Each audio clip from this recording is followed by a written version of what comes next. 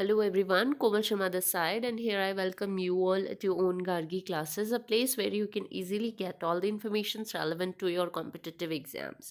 So, आज हम बात करेंगे all about Virginia wolves Mrs Dalloway. Mrs Dalloway which is a well renowned novel of Virginia Woolf. Virginia Woolf की life और उनके बैकग्राउंड के बारे में मैंने प्रीवियस वीडियो में डिस्कस किया था. अगर आपने वो वीडियो अभी तक नहीं देखा है so just go and watch that video first, ताकि आपको मिसेस डॉलवे जो कि उनका वेल रिनाउंड नॉवल है, आपके सिलेबस में प्रिस्क्राइब्ड है, उसको समझने में ईजी हो. So let's begin with the story line of Mrs Dalloway. तो मिसेस डॉलवे एग्जैक्टली जो नॉवल है उसमें एक पूरा दिन कवर होता है ऑफ अ वुमन. एक वुमन के लाइफ का फ्रॉम मॉर्निंग टिल नाइट क्या डे रूटीन रहता है, क्या क्या चीज़ें वो फेस करती है, उनके माइंड में एग्जैक्टली सबकॉन्शियस माइंड में क्या क्या चीज़ें चलती रहती है बैक ऑफ द माइंड में, वो सारी चीज़ें आज हम डिस्कस करेंगे. So Mrs Dalloway is none other than Clarissa Dalloway. Clarissa Dalloway जो कि एक अपर क्लास हाउसवाइफ है. She walks through her London neighborhood to prepare for the party she will host that evening. तो Mrs Dalloway जो है वो आज शाम को एग्जैक्टली एक पार्टी ऑर्गेनाइज करने वाली है, एक पार्टी होस्ट करने वाली है, क्योंकि वो अपर क्लास हाउस वाइफ है. तो इस तरीके की पार्टीज यूजुअली वो अरेंज करती रहती हैं. तो उसी पार्टी से रेलेवेंट चीज़ें वो लेने के लिए मार्केट में जा रही हैं, अभी मार्केट से गुजर रही हैं वो. जब वो मार्केट से घर आती हैं फ्लावर शॉपिंग करके, तो उनका एक बहुत पुराना स्यूटर था जिनका नाम था पीटर वेल्स. स्यूटर हम बोल सकते हैं the person who wanted to court her, जो उनसे शादी करना चाहता था, ठीक है, क्लैरिसा डॉलवे से. But due to some circumstances Clarissa ने एग्जैक्टली मना कर दिया था. She refused her his proposal. So अभी वो क्या है, Peter Walsh unexpectedly Clarissa Dalloway के घर पे आ जाते हैं, तो दोनों की मुलाकात होती है वहाँ पे. अब इन दोनों में कॉमन चीज़ क्या है, वो दोनों एक दूसरे को बहुत हार्शली जज करते रहते हैं हमेशा. और अभी उनकी जो मीटिंग चल रही है उसमें उससे हमें ये भी पता चलता है कि किस तरीके से पीटर जो है, पीटर वेल्स ने क्लैरिसा को मैरिज के लिए प्रपोज किया था, और क्लैरिसा ने पीटर को क्लियरली मना कर दिया था. She refuse him. अब क्या होता है, पीटर डिसअपॉइंट होके फिर से और वहाँ से चला जाता है क्लैरिसा के घर से. और पास ही में एक गार्डन होता है जिसका रेजेंट पार्क, वहाँ पे वो बैठा हुआ रहता है. क्लैरिसा के रिफ्यूजल, जब उसने प्रपोज किया था क्लैरिसा को और क्लैरिसा ने जब मना किया था, वो उसी के बारे में सोचता रहता है. अब ये स्टोरी के साथ साथ एक और स्टोरी चलती रहती है सेप्टिमस की.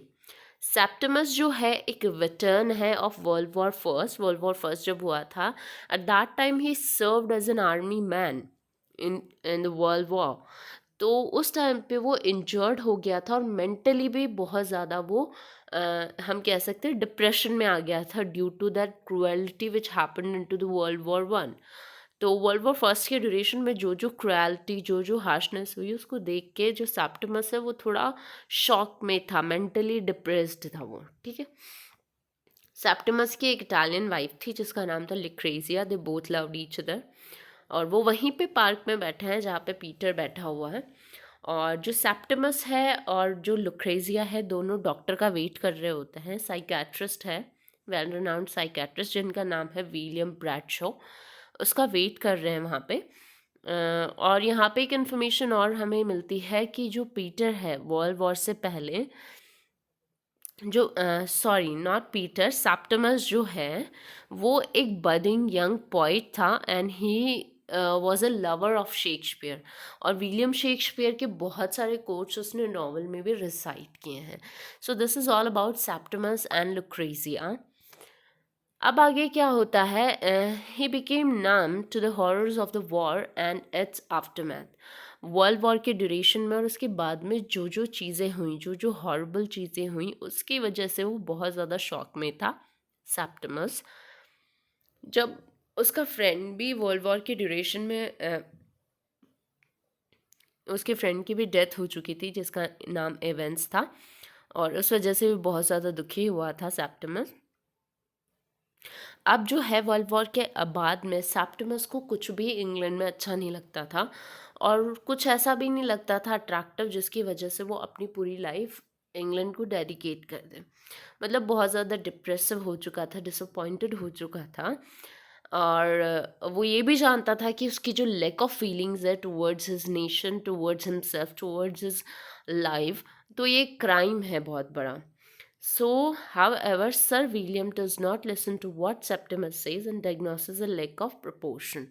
अब यहाँ पे जो सेप्टिमस का साइकेट्रिस्ट जो है, फिजिशियन जो है, sorry psychiatrist not physician, psychiatrist जो है वो विलियम ब्रैडशो, वो सेप्टिमस की ज़्यादा बात नहीं सुनता है।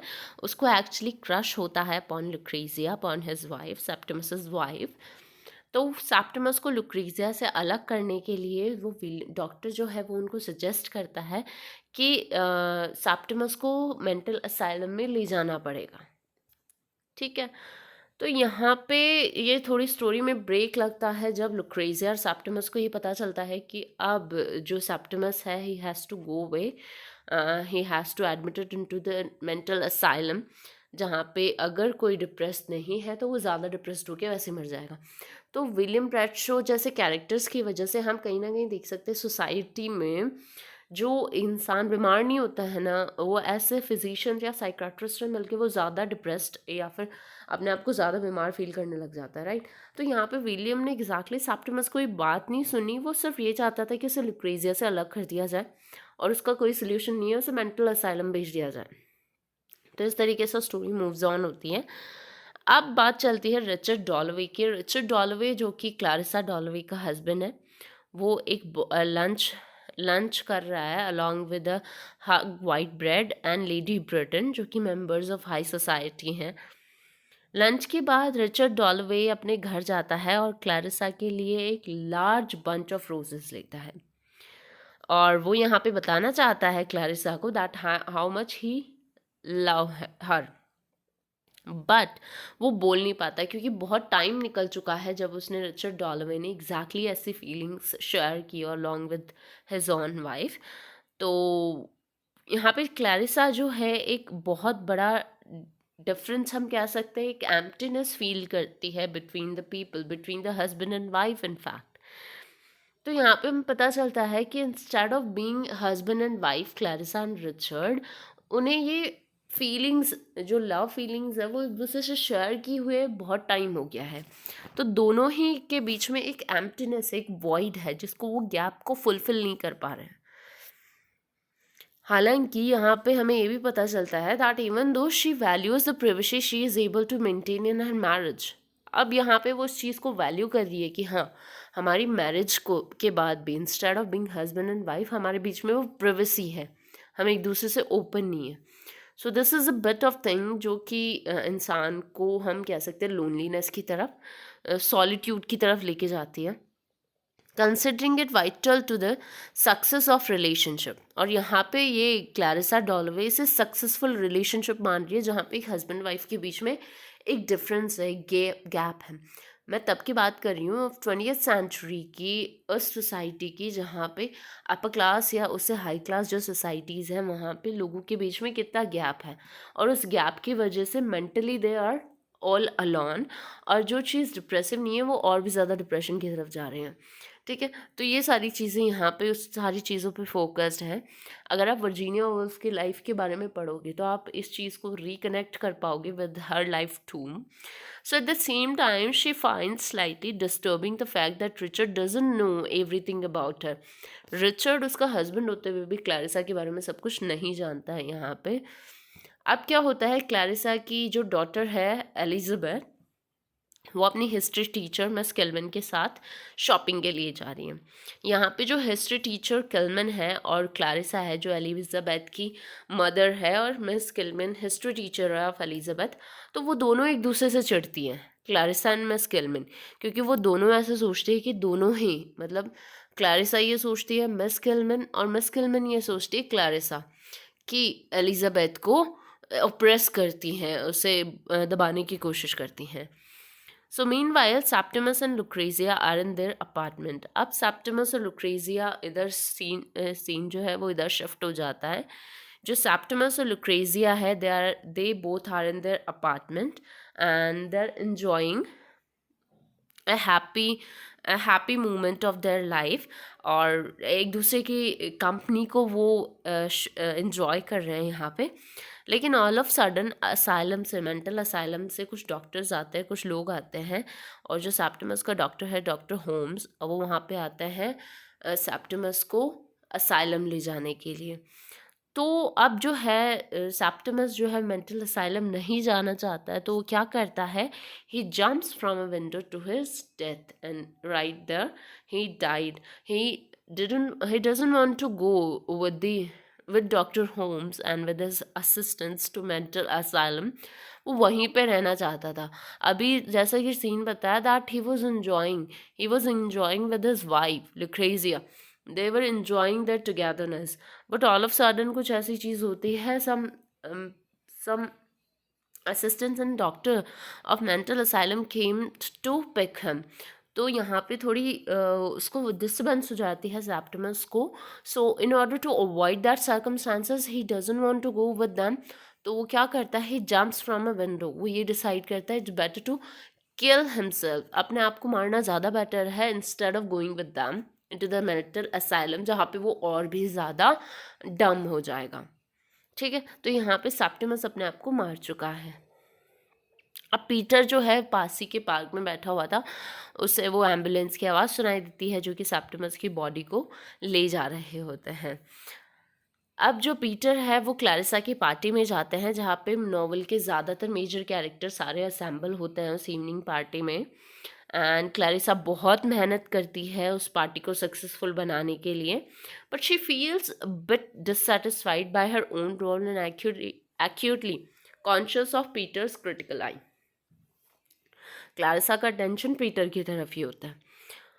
सो जितने भी पार्टी गोअर्स होते हैं, specially Peter and Sally Seton, have to some degree fail to accomplish the dreams of their youth. अब उस पार्टी में जितने भी लोग आपको मिलेंगे ना, वो लोग ऐसे ही आपको देखने मिलेंगे जिनकी लाइफ के जो एक्चुअल जो ड्रीम्स थे, उनके जो एम्स थे, वो कहीं ना कहीं वो फुलफिल नहीं कर पाए हैं। और इसीलिए उस वॉइड को फिल करने के लिए, उस एम्प्टीनेस को ओवरकम करने के लिए, हालांकि वो चीज़ ख़त्म नहीं हो सकती, बट ओवरकम करने के लिए they just go and join these kind of social parties. So, though the social order is undoubtedly changing, Elizabeth and the members of her generation will probably repeat the errors of Clarissa's generation. अब यहाँ पे sir William Bradshaw आते हैं along with his wife, और उनकी जो wife है वो यहाँ एक्सप्लेन करती है कि उनका एक पेशेंट था जो कि वेटरन था वर्ल्ड वॉर के ड्यूरेशन में, जिसने सर्व किया था सेप्टिमस, उसने सुसाइड कमिट कर लिया है। सो क्लैरिसा क्या करती है, ये बात सुनती है और अपने रूम में चली जाती है, और वो सेप्टिमस की डेथ को दोबारा से रिवाइव करती है कि किस तरीके से उसने वो बात सुनी। And she understand that he was overwhelmed by life and that man like Sir William make his life intolerable। और यहाँ पे वो इस चीज़ को अंडरस्टैंड कर जाती है क्लैरिसा कि सर विलियम जैसे ये जो डॉक्टर्स हैं ना, इन्होंने सेप्टिमस जैसे लोगों की लाइफ को इनटॉलरेबल बनाया। शायद हो सकता है विलियम ब्रैडशॉ अगर ये सजेस्ट नहीं करता ऑफ द मेंटल असाइलम, तो शायद सेप्टिमस कभी भी ये सुसाइड कमिट नहीं करता। So she identifies with Septimus, admiring him for having taken the plunge and for not compromising his soul. So she feels with a comfortable position as a society hostess responsible for his death। अब यहाँ पे जो Clarissa है वो अपने आप को भी सेप्टिमस की डेथ के लिए रिस्पॉन्सिबल मानती है, क्योंकि ऐसे लोग जो मेंटली फिट नहीं होते हैं उन्हें सोसाइटी के जो लोग होते हैं आसपास के लोग, वो और ज़्यादा अनफिट करते हैं by commenting him, by not behaving with him और हर एक्यूरेटली। तो ये सारी चीज़ें हैं। So the party nears it close as guest begin to leave. सारे गेस्ट अभी जा रहे हैं। क्लैरिसा अपने रूम में जाती है और वहाँ पे पीटर बैठा हुआ रहता है, और पीटर जो है क्लैरिसा को देख के थोड़ा बहुत एक्साइटेड होता है। He feels with the excitement कि अब फाइनली क्लैरिसा से वो प्राइवेटली बात कर सकता है। These kind of things happen there. So ये सब है ऑल अबाउट मिसेस डैलावे, उनकी लाइफ के बारे में, उनके सोसाइटी के बारे में, आसपास के लोगों के बारे में, सेप्टेमस के बारे में। So thank you so much for attending lecture at Gargi Classes. कोई इशू हो तो कमेंट के थ्रू आप पूछ सकते हैं। Thank you.